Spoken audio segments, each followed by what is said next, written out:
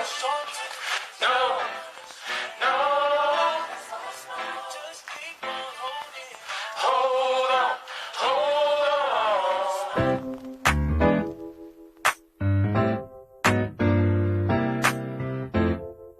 on.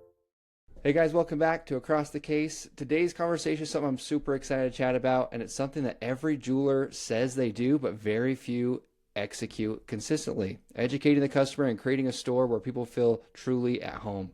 I'm joined today by Miss Tina Yelton of Yeltons Jewelers. Tina has been in the industry for nearly 3 decades. She doesn't look it.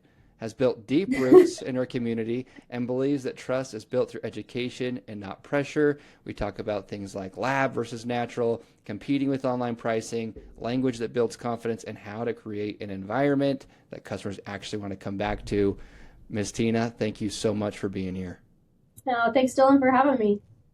I got to meet Miss Tina for the first time. We were down in Centurion a couple of weeks ago.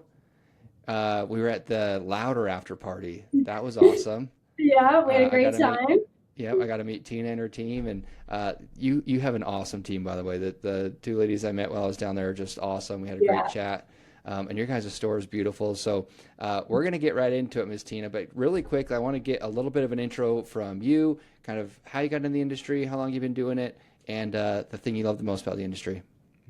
Yeah, that's great. Those are all great questions. I have been in the industry almost 30 years. I married into the business. When Mark and I went to high school together, so we've known each other forever. Always had mutual friends. When we started dating, I had always worked in the dental field. So I was working in dentist offices. I was a dental assistant. I started doing that when I was 14 years old. So that was like my passion.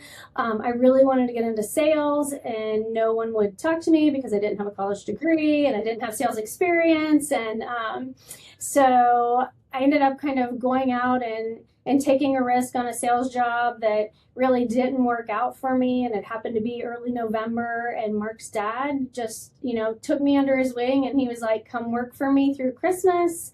If in January, if you don't like it, you can always go back and you'll have a little bit of sales experience to get on your resume. And I never left. So I always say I married in, I took over, and never looked back. So, so my true passion for the business is just meeting people, talking to people, educating them on jewelry, whether it's buying a new piece and celebrating occasions or recycling a family heirloom. I just love to get to know people and see the history in their jewelry box. Yeah. No, for sure. And I think you said something at the beginning that you wanted to always get into sales. And I feel like for some reason, and maybe this is just me, so you tell me, Dylan, you're way off, but I feel like in a lot of retail jewelers are like, oh no, we're not sales. And it's like, no, this is literally a sales business. Like that is what, what we do. Always. We sell things. Now, the cool part is, right, like, so for me, for example, working on the software side of things, I get excited. I feel really passionate because I feel like I have a tool that really helps a retail jeweler operate more efficiently or increase their skill level. So that's where I find my joy and passion. But you just said it really eloquently and beautifully about just finding that family heirloom or that piece that just is going to stick with that person forever. Like at the end of the day, it is sales. And it's really cool that we get to be in sales and we get to talk to people and help people to find those things. And so anyway, sorry, a little rant there on the whole sales thing. No, that's my favorite part about it. So, and salespeople love to talk. We're the easiest person to sell, and we're the hardest person to get to shut up. So I am the easiest sell. I think I have 4 pest control companies at my house because these guys keep coming knocking on my door, and I let them give me a good pitch. And I did door-to-door sales for years, and so I've got a lot of compassion for them. My wife's like, we do not need 4 pest companies. Yes, it's so true. It's so true. I tell my husband all the time, I'm like, I don't know who's at the door, but I'm not answering it. Yeah, because I'll say yes. Yeah, that's exactly who I am. So, Tina, speaking of sales and sales skills, the first intro to somebody coming into the store is super important. It kind of sets the tone for what's going to happen in this transaction and their relationship, and honestly, how they're going to think of Yeltons Jewelers kind of forever. So when somebody walks into your store, what do you want them to kind of feel in that first 30 seconds? What's the goal in that first 30 seconds for you? Yeah, our goal is to make them feel like they just walked into our home. like they're a guest that's coming over for dinner. We want to greet them that way. We are not a stuffy sales organization. Like we encourage our staff, look cute, but if you want to wear your sneakers, just make sure they're clean. Because our store can be very intimidating. And a lot of Yeah. people say to us, I drove past, but I didn't feel like I was dressed properly to come in your store. And nothing insults me more than when they say that, because I'm like, please, I don't care what you have on. That's not what this is about. I'm here, to make sure you have the perfect piece of jewelry. And that's if you're going to wear it with a sweatshirt and leggings or you're going to wear it to a black tie event. So I always want people to feel like they can come in, they can have a conversation. The first thing we do is make them feel comfortable. We try to compliment them, ask them how their day is going, something completely off topic of jewelry. So you're not like rushing them from the minute they come in the door. Yeah, no, for sure. And I think your storefront is intimidating.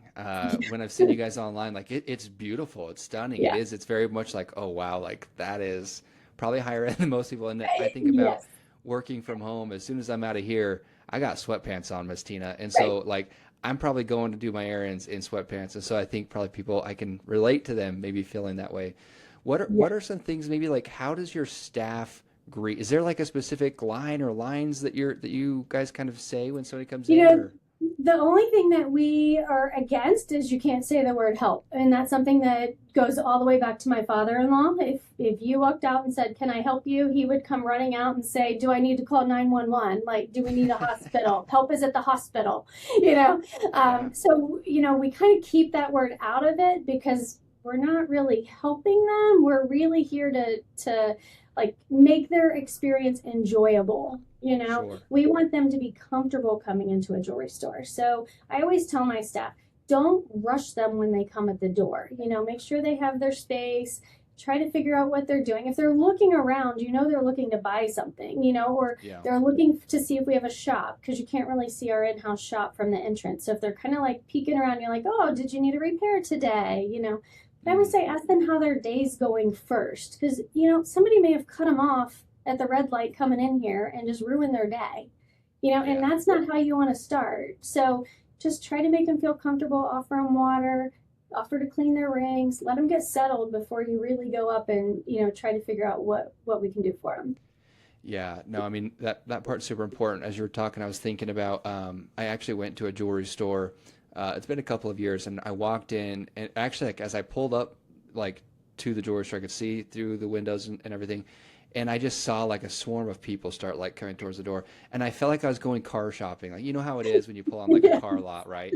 And they send out the Yes. whole car selling militia, and they all came out there. And so, yeah, it can be that can also make it intimidating. And so, like having that kind of like softer approach and the more welcoming approach of like, how are you doing versus like, Yes. how can I, and then how can I help you? That's hilarious. Right. That's the key word. Uh, You'd only yeah, screw that up once in your life.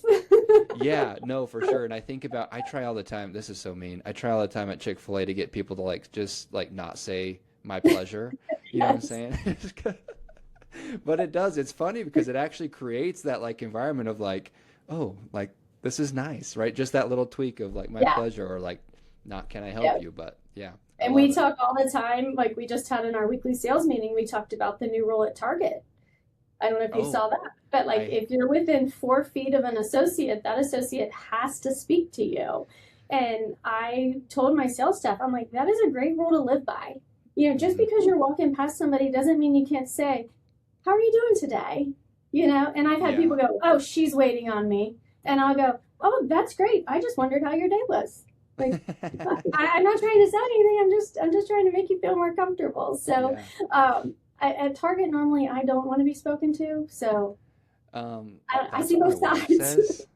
Yeah, my wife also doesn't want to be spoken to, so I thought that was an interesting rule. Yeah. The worst part is we walk into Target now and they're like, "Oh, hey, Dylan." I'm Yeah. like, "No, you should Got not your know red us." card. Yeah, exactly. Um, no, but yeah, I mean that's super important. Obviously, making somebody feel welcome, and then something that's really, I feel like a lot of retailers kind of talk about it, but they don't. I've never actually experienced it because I've gone into a lot of jewelry stores, kind of hung around for the day, floated just to try and learn and observe a little bit. Yeah. And everybody says, "Oh yeah, like I educate the customer," but like do they, right? And that was something that really stuck out to me about you and your team. So for you guys, like, what does educating a customer look like Yeah. in the day to day? Educating is, typically we'll start the conversation and be like, have you shopped online? Have you looked online? I try not to throw that out there because the people that haven't, I don't want to encourage them to go Mm, online. But I always will come back and say, that's great. Now let me teach you let me educate you on the real processes of a diamond. Let me lay it out for you the way it really works. I said, because you can go to 10 different sites online and get 10 different opinions because it is a little bit of an opinion, but there are mm, facts there. So it just depends on yeah. who's educating you. So we actually have what we call the purple box promise. Purple is our store color, so everything always comes in a purple box and a purple bag. And we have a little handout sheet that's a 9 by 12, and we literally go down the list and we talk about clarity and we talk about color and we talk about cut of the diamond, which a lot of people don't talk about. And cut is 60% the cost. So I know that I am not the store for everybody, but I also don't want an I won good cut on a girl's hand walking around saying it came from my store. Like I Hmm. have a different standard, and if we can educate these younger consumers about even the difference between lab and natural, and the value moving forward in that, and kind of flip them back to a natural, even though it's a little bit smaller, but they've got something that's formed millions of years ago. It's going to be a family heirloom forever. If we can just educate them and help them understand that, we feel like that gives us a much better shot of retaining them as a customer for the rest of their life. Yeah, no, for sure. I think that's a huge aspect that too many retailers underestimate of like actually educating the customer because I come from like the customer side of things, right? Like I am employed by Sissy's Log Cabin. However, I am not a jeweler, and I can tell you Yeah. that for a fact. And so when I do go in, like it is so nice to actually go in and actually learn and understand what you're really getting because that helps to develop like and create that value that they're going to perceive as what makes Yeltons different than Joe Schmo's or the Walmart diamond that are Yeah. stinking being sold now, right? For sure, for Um, sure. And even beyond the sale, we have a repair shop hidden here in house. So we can really talk through with them about what rhodium plating is and how often that needs to be done, what sizing is and how that is done. We're not stretching rings, we're adding gold to the actual piece if we're going up in size. Appraisals, how to get them done properly. Our appraisals are all done by a GIA graduate gemologist. Like, people don't understand that you don't even have to have an education to do an appraisal. So anybody can write down anything they want to write down. Like you can watch a 3 hour video and be certified to do appraisals. So, yeah. but as everyone would know, I'd rather have a GIA graduate gemologist doing my appraisal than a guy that watched a 3 hour video. Right. How do you guys like show that or market that, or is it just one of those kind of talking points you have at the store when talking about that? Because I think that's something too. Like you see on this is a silly comparison, but like on Yelp, right? Like or on restaurants, like you'll see like Yelp review certified or whatever, meaning they've got Yeah. certain amount of reviews. Like, is there something like that that you guys do to like show like, hey, like we Um, have. we have a few certifications, like we have her GIA diploma up, we have her master jeweler diploma up, we're a certified repair house for Hearts on Fire, we have that up. And our repair shop is a big glass window, so as we're educating the customer and talking about it, we can say, and here's our shop, and this is our master jeweler, this is Lynette, she's been with us for over 20 years. So it's more of just a verbal communication. But I always feel like if you're face to face and you're in the store and you're family owned and operated and they can look around and see that there's a Yelton in their store, which there always is, it builds that trust factor as well. It's not Yeah. walking into a mall and handing the ring to Joe Schmo and off it goes in a FedEx box for 3 weeks and who knows what you're getting back. Mm-hmm. And I hate to talk about it that way, but it's true. Like That's reality. it's a reality of the business. So, our repairs are turned around in 3 to 4 business days. Those are things that people can't compete with us on. Yeah, no, definitely not. I think that's a very unique like offer that you guys actually have Yeah. there at the store. What are some ways, team, that you like and your team educate and learn? And this is not a plug for Juuling. This is like in general. Like, what other tools and resources do you guys use for the staff? So most of our diamonds are all going to be GIS certified or natural. So we will pull out those certs and talk about table proportions, crown angle, ideal cuts, what that looks like. Help people understand that it can be a 53% table and still fall into an ideal cut stone, but you don't really want that because it's going to make the stone look a little bit smaller. And all of those facts, we're really just kind of spewing them off, but it's all written out there right there in the cert. And if I pull out a 58% table and pull out a 53% table so they can compare it, then the consumer can actually see it and understand. We also have some education with gemstones. We have, counter cards talking about gemstones and where they came from, the Burmese rubies, the Ceylon sapphires. Most people don't even know that sapphires come in different colors. They're always like, oh, I want that really deep, dark sapphire. And I'm like, okay, well, you realize that's probably a commercial quality sapphire. Like, have you ever even seen a Ceylon sapphire? Let's go look at one of those, and then you show it to them and they're like, that's the most beautiful sapphire I've ever seen. Yeah. So I think go ahead. that's like an interesting point because my follow-up or my next question was going to be, how does education increase closing ratios, or is it just kind of like that long-term loyalty, if you will, to the store? But by going and kind of showing that wow and giving that wow factor, Yeah. We don't have like the track count on our front door, so we can never say like we have a 90% closing rate. Like we've never been able to say that. But I can tell you we have a very high closing percentage. And I think that's one, because of the education that we give. Two, because we're not a high pressure store. We're not into that. Like I'm not over here like, hey, you got to buy today. I'll give you $100 off if you buy today. I would rather you go home for 48 hours and sleep on it and think on it and make sure you're making the right purchase for you. And that's the way we've always been. So I think those are just very key points when you're out shopping and when you're finding a jeweler that you can trust. I think that we have a repeat clientele. We do track, we see between 80 and 100 new clients a month, which is unheard of in this industry. Yeah, that's amazing.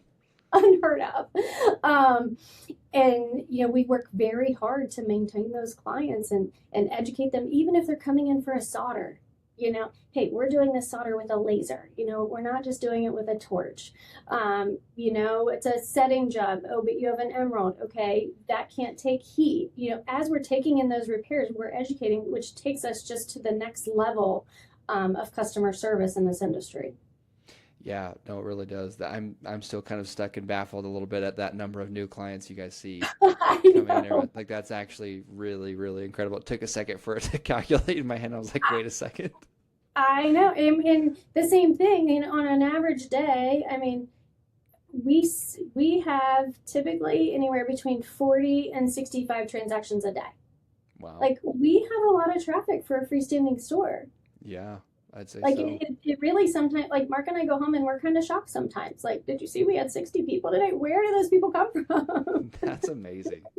That is But then awesome. it's like, we built a quality business, Yeah. our reputation is on the line. We live off referrals. We love, love, love referrals. There is nothing better. Yep. There's nothing better than getting a podium. If it's 7 o'clock at night, and they're like, I was referred to you by, and I'm like, amen. When do you want to come in? Let's go. Yeah, no, exactly. That makes perfect sense. And all that to be said, like you've built this brand. And again, yesterday when you and I chatted briefly before this, we were talking and you just said like education is like the biggest thing for us at the store. And obviously like that's really what's helped to kind of rebuild also to build the like the repeat clients coming back in, right? Yeah. And one of the hot topics, it's been has it been like 7 years since like lab grown diamonds have become kind of a thing? Yeah. Six or It was seven, about something like 7 that. years. Mm-hmm. Yeah. So like, how do you guys handle and approach that? There's some stores I feel like that are like, oh, I'll never sell lab grown. Then there's some stores that are like, that's all I sell. How do you guys approach that conversation with the customer? Typically, we always laugh and say typically 40 years and under are only buying lab, and 40 years and older are only buying natural. We try not to put that tag on people when they come in, and we let them lead the conversation. But if a guy comes in and he's like, she wants a 4 carat and she wants a lab grown diamond, and there's no ifs, ands, or buts. And I'm like, I will come back and say, okay, I can appreciate that. Has anyone educated you on a lab grown diamond? Do you understand what the value is in a lab grown diamond? I have them, I sell them. I'm only here to educate you for you to make the best purchase and decision for you and your family. But you have to know they're not going to be worth anything down the road. And are you buying a 4 carat diamond and you have 2 wheels on your car? Like, it has to be a realistic purchase within your lifestyle as well. Or everybody's always just going to say, oh, she has a lab grown diamond, and it's not really about that either. But people can come in and get engaged now for $1,500, where, I grew up with the De Beers commercials that a diamond equals love and it's 3 months salary, before you're getting an engagement ring. And I was always like, oh my gosh, how are they going to save their money for 3 months? And like my sister, when she got engaged, like her husband, he worked in a steel mill all summer during college, and that was his engagement ring money. Like, wow. There was so many sacrifices made back in the day, and I feel like it's just a much easier purchase now with lab grown. So we just want to make sure that they understand, it's kind of like buying an iPhone. The new phone comes out, you put that phone in a drawer and you go buy a new one. Or, your TV gets a little mark on it, you throw that TV to the curb and you go to Costco and you buy a new one. Mm-hmm. So we've kind of tried to, first of all, we want to make sure the girl is okay with lab. Like, have you had this conversation with her? Because if her family, has grown up with a jeweler and she knows about diamonds, she may be like, I don't want lab, I want a 1 carat natural, right. And I don't want this to start a rift from the get-go. So A, have you had the conversation with her? B, do you understand the value? Okay, C, what's your decision? You want to buy lab? I'll show you lab. That's no problem, and I'll sell to you all day long. And there is a time and a place, which I talked to you about yesterday. We're a high fashion store. We have the housewives that have a monthly budget that come in and buy a new piece of jewelry every month. And we've kind of approached them a little bit different as, hey, you've seen the lab grown diamonds. Let's get you a travel ring, or hey, you have a natural diamond that's 3 carats and it's a round. Let's get you a 3 carat oval in yellow, and then you have a white gold set and you have a yellow gold set. So it's a whole different take on it. It's not so much about value at that point. That's right. About expendable income and just buying another piece of jewelry. Mm-hmm. Yeah, no, that makes sense. I think there's, because again, I've gone into some stores where it feels like they're almost trying to win an argument. And I feel like if you're trying to win the argument, like you lost the customer already, right? Yes. Yeah. We're not getting it. Right? No. It's explaining it. It's educating. It's like showing like this is the difference of natural versus lab, and this is the long-term value of natural versus lab. Yeah. Because that all matters. And again, most people don't understand that. And so I think that matters. And I think that we probably see this a lot when you think about like online shops, right? Or retailers. So I want to dive into that a little bit, but I also kind of want to talk about what happens when somebody comes into the store and says something silly like, hey, I saw this online, it was cheaper, or something like that, right? How does Tina Yelton and team, how do you guys handle that and face that? Because that has to happen so much more now than it has ever in the past. It happens a lot. It happens a lot. And typically I will always say, if it sounds too good to be true, it is. But let's dive into the situation. Do you have the cert? Okay, first of all, let's look at the cert. Is it certified by GIA? There's always a difference. You're never comparing apples to apples. So this, the online stone typically is going to have strong blue fluorescence. Okay, well, that's a whole different market. So you want to save some money? Let me find you a stone with strong blue fluorescence in it. And we've all, within the industry, we've all known that, online it can say it's a F color and they actually order it in and it's a J, or it has a brown hint, or it has a gray hint, or it has a blue hint to it. Like, online isn't going to educate you and talk you through those things. And that's the one thing I tell them. You never know what you're getting. And you're buying a stone sight unseen. On top of that, you can typically order 2 or 3 stones from them. They come in their little diamond papers. You open them up, look at them, And who's to say you're getting them back in the right papers when you send them back and then they go back to their quality control? And who's to say it gets back where it's supposed to go to even say that you're getting the right diamond you're supposed to be getting? Like, there's just no trust there. No trust, you know? The internet is great for a lot of things. Amazon's great. I like to have my toilet paper the next day, you know, but they're selling, they're selling lab grown diamonds for $100 a carat. And you know what they are? They're CZs coated in CVD. Really? We've had 2 customers bring them into us. So Oh that my is a gosh. great example that you have no idea what you're getting. You know, the online lab grown diamonds, you know, it does matter how they're grown and how fast they're grown. You know, are they grown? Is a 1 carat diamond grown in 48 hours and it's basically burnt and has a brown hue to it? Or is it really taking the time of the 2 weeks to 4 weeks to grow a 1 carat diamond? So the crystal structure is perfect and you don't have those hues to them. But those are things that a lot of consumers don't take the time to understand. And it Right. baffles me. And sometimes we're too late. You know, they've already made the purchase and then they come in and I'm like, okay, well, let me show you what you could have got, Yeah. you know? And I'm not trying to insult them, but I'm hoping that, you know, I can gain them as a customer for the next purchase so that we can educate them and help them understand what they're buying. Yeah. Yeah. No, that makes sense. Do Yeah. you guys do anything? I'm just curious. When my wife and I had our 10-year anniversary last year, and I went in, I got a new lab grown. Uh, Yeah. but it was because she loves like her first ring, which we got, which is a natural. Yeah. But she wanted something a little bit blingier for like when she goes out, when we go on, Yeah. you know, trips and stuff like that. So she wanted something Yeah. a little bit bigger, and we looked, and she was like, I don't care if it's natural, lab grown, whatever. I just want it to be shiny. And I was like, got it. And I remember Yeah. I went in, and they actually like sat me down, and they let me look through the Yeah. not just like a loop, but like a real magnifier thing. Yeah. And I was able to, you know, really see like the colors of the hues and stuff that you're talking about. Because maybe like at first glance, it's hard to see, but when you really get into it, you're like, oh my gosh, like, yeah, that is not a good, clear, Right. clean anything, you know?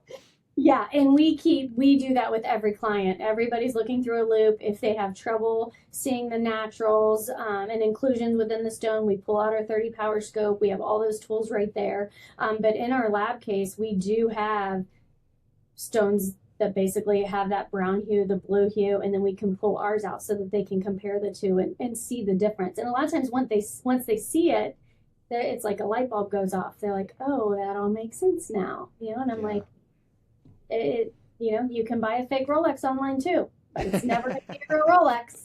True. Very true. Very true. So, No, that makes sense. So as you're going through, you guys are educating your customers better than most, I would say, from my perspective of talking to hundreds of jewelers, way better than most. Let's talk about kind of some sales language, some closing lines and things like that as you're doing that. I think that's something that a lot of people find value in this episode is like, what's like the line to transition to say, let's do this thing, right? Like I know what it is for software. I know how I do it when I'm demoing somebody on a new tool, but like for that kind of purchase, like what is it to say? Because again, I think that specific jewelers have probably nailed this. I think that you guys have really nailed this as far as like not pressure, but you have to push a little bit. You have to be a get little the bit, money, right? Yeah, you got to have What a does that couple look like for closing you lines. guys? Yeah, so typically, you know, once we feel like we've gotten it narrowed down and we're on a good track with the person, you know, our line will kind of say is, when do you plan to propose? You know, and then they'll kind of give us this date and we'll say, and do you have that planned out, or is that something that we can work with you on? And they'll typically say, oh no, I've got it all planned up. And I'm like, okay, well, this is the last step. Let's get it wrapped up. You know, and typically it just happens so fast. And they're like, okay, let's do it. The other one that we always like to say is, you know, can you see this on her? Can you see her wearing this and enjoying this for the rest of her life? You know, when we're talking about, you know, the 10-year anniversary and the 20-year anniversary, and, you know, and I'm like, okay, does she have her staples? Does she have a diamond pendant? Does she have diamond studs? You know, and they'll be like, no, let's look at some diamond studs. And I'll say, okay, can you see her wearing this every day and all the time and really enjoying this, you know, heirloom piece of jewelry? And they'll be like, absolutely. And I'm like, okay, I'll wrap it up for you. You know, it's as easy as that. I think you just got to bring the person back into the closure that they're buying for, and it's a done deal. Well, and I feel like with jewelry, and maybe I'm wrong, so again, correct me if I'm wrong, Miss Tina, but like emotional, this is like way more of an emotional buy than something like silly like a software or something like that. It's just like it is very Yes. emotional. So you put them in a position of like, look at yourself, close your eye, like, is she wearing this and is she Right. loving it? And like that Yeah, just helps put them we in that try to position. we definitely try to pull that emotion and pull on those heartstrings because it's true. A lot of times with these women, we've already had our wish list night, or anytime somebody comes in for a repair, we're like, hey, do you have any occasions coming up? Let's make a wish list. And then we have a little card that she can kind of leave on his nightstand. I made a wish list, or he can leave on her nightstand. I made a wish list. Yeah, So we already pretty much have a good idea of what the person wants. I would say that's probably sure. 80% of the time. And I think a lot of stores are that way. They're very good about clienteling and knowing what the next gift needs to be or wants to be. So it tends to make it a little bit of an easier sale for sure. But it's nice when they're excited about it. You can see the emotion in their eyes that it's their 10-year anniversary, and they've saved up for this gift, and they get excited and we get excited, and it's just a lot of fun. So Yeah. No, that's awesome. It's very rewarding, I'm sure, to like kind of see that and be part of that yeah, it is. time, right? This could be to do with the close. This could be to do with any part of like the pitch of a sales associate. But what's one phrase every sales associate should remove from their vocabulary immediately? Can I help you? I had a feeling. I had a feeling that was coming. Can I help you? Definitely, because that's what I've been trained on my entire Yep. life. Yep. Okay. I like that. And the other one is, I'm not a huge fan of what's your budget. Yeah. I am not a fan of that line. So how do you go about finding a customer's budget? Because I agree with you. I don't want to ask somebody in Yeah, software, like I'll tell you, hey, just so you know, most customers are paying this much money for the service I'm about to show you. I just yeah, want them to know, right? So what yeah. are ways that So, you kind of go about talking about that? so I kind of let the customer guide that. Like typically, like if they're like, I'm looking for diamond studs. Okay, like I don't know who you're looking for. I'll go over and I'll pull out a 2 carat total weight pair of diamond studs for $12,000, and that's Mm, kind of a good starting point because I think 1 carat in each year is a great way to start, or a great gift, of course. yeah, yeah, yeah.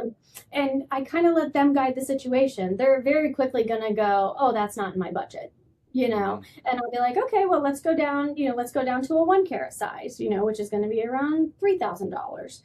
They say that's still not in my budget. Then I'll go down to a half carat. So I'm working backwards Gotcha. as opposed to trying to upsell. Yeah. There's nothing worse. I have probably two customers, two that I can think of off the top of my head. And at Christmas time, they come in with a wad of cash in their front pocket. Okay. And they're like, what am I buying this year? And I'm like, Hmm. okay, let's do it. Let's find something, and I'll find something. And then they pull their wad of cash out and they're like, okay, let's see how much money you left on the table. And I'm Yeah. like, oh, there is nothing worse than that feeling, knowing that you left money on the table. Oh So I yeah. always start high, and that's my biggest piece of advice. We're a destination store. It's just like the grocery store. People go there and park and go in to buy bread and milk. Okay. Yeah. Yeah. People come here because they want something. They want something. They need something. There's an occasion coming up, and they have a budget when they walk in the door. So you just have to creatively figure out what that is. Yeah. No, I love that. How did you phrase it? You said it was a We're a destination store. So destination people store. Yeah. actually have to They pull have in to our go. parking lot and park because we're not in a strip center. We're Right. freestanding. There's no other reason for them to be coming here other than a repair, look at jewelry, and I encourage my staff when we get new stuff and somebody here is here for a repair, encourage them to look at what's new. Hmm. Don't just let them walk back out the door. Yeah. No, And exactly. I always tell my staff, we always kind of take our marketing budget, and I know there's a lot more factors to it, your building and things like that, but I always take my marketing budget and I take the amount of customers that I see in a year and I divide that number. And whatever that number is, I tell my staff, every person that walks through that front door has $1,000 mark on their head. Your goal is to get $1,000 out of them. Yeah. And that just pays for our marketing budget, nothing Yeah. else. And I try to give them some sort of idea or goal daily. Like, hey, we saw 30 people yesterday. We had 30 transactions yesterday, and we had a 1.2 add-on. Let's see if today we can get that up to 1.5. And if we do, I'll buy pizza. Like, Boom. what's that cost me? Nothing. Yeah. Yeah. You Nothing. know? So I try to just keep them involved and help them understand, hey, this date on last year, we only did $4,000. Let's see if we can beat that this year. Mm-hmm. And it's a random day. It's not a habit for me. It's a random day. And I'm just challenging them to think about things differently.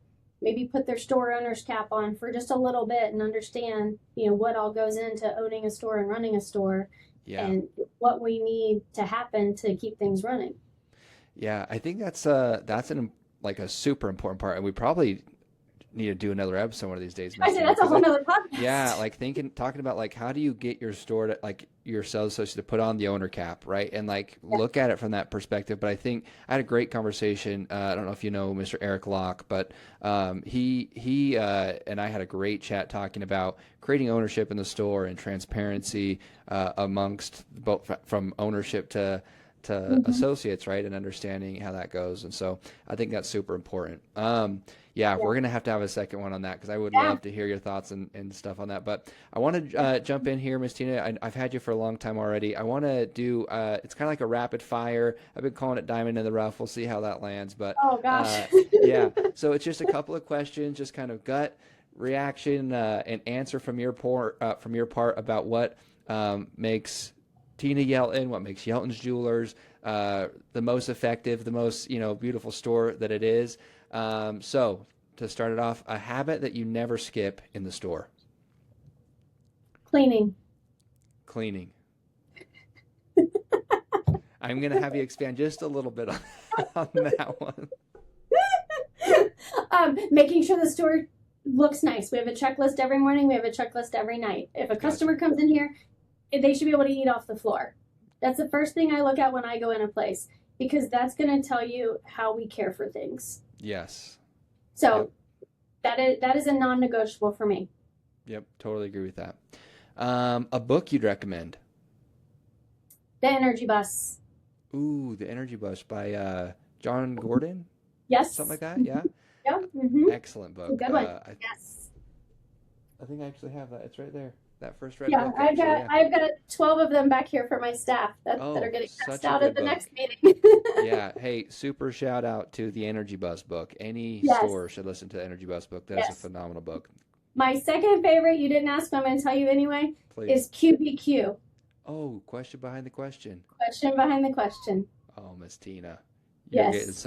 You're giving some fire. We might have to do an episode just about books that people need to read because those are awesome I read recommendations. 40 books a year, so I'm down for that. Yep, those are such great books. Oh my gosh. Okay, a sales phrase that you love. Oh gosh, it's a hard one. Probably we should add this to your collection. Yeah. Yeah, Yeah. I like it. One thing that you stopped doing that improved results. I stopped responding immediately. So I have a 24-hour rule. So Okay. if I'm on the fence about something I've said to someone or they've asked me a question, and I know that I'm not going to respond correctly if I do it right off the bat. So I implemented a 24-hour rule. And I will be implementing that into my marriage. Let me know that. Right. I should probably implement it into my marriage. That might be good too. But definitely here at work. I wear the sales hat, I wear the owner hat. And a lot of times I'll be in my owner hat and someone asks me a sales question and I'm like, I can't do that right now, because my brain's over here, and it's just not always the right response. So I'm trying to help myself a little bit with answering more politely. I love it. I love it. I'm serious. I'm going to implement that into my marriage. My wife will love that. All right. Last question, Ms. Tina. One thing every independent jeweler should double down on right now. Knowing your profit margins and understanding them. Those are two different things, to know them and to understand them. Yes. Okay. Knowing your profit margins and understanding them. You have left so many good things, Miss Tina. I am positive I'll be having you back on so we can talk about all these things because this is so good. I do want to kind of reiterate some of the things that I pulled out and I kind of noted down. Hospitality drives revenue. creating Yes. that environment for them. Education lowers friction, like buying friction, Yes, because very they know much what so. they're getting.